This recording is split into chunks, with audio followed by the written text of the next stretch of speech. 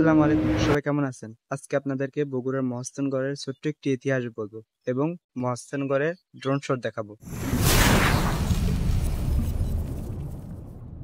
মহাস্থানগড় বাংলাদেশের অন্যতম প্রাচীন ও ঐতিহাসিক প্রত্নস্থল যা বগুড়া জেলার শিবগঞ্জ উপজেলায় অবস্থিত।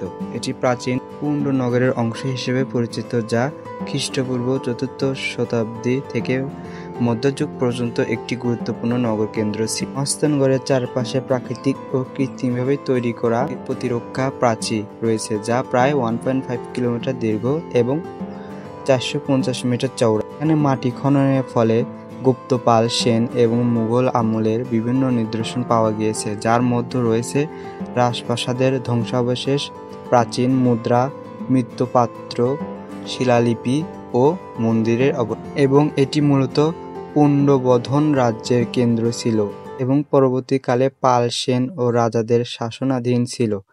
চীনা পর্যটক ইউয়েন চাও 7ম শতকে এখানে ভ্রমণ করেছিলেন এবং তার ভ্রমণ কাহিনীতে এই স্থান সম্পর্কে গুরুত্বপূর্ণ বিবরণ দিয়েছে। মানে মহাস্থানগড় বাংলাদেশের তথ্য অধিদপ্তরের অধীনে সংকৃত এবং এটি বাংলাদেশের অন্যতম জনপ্রিয় পর্যটন কেন্দ্র হিসেবে রয়েছে।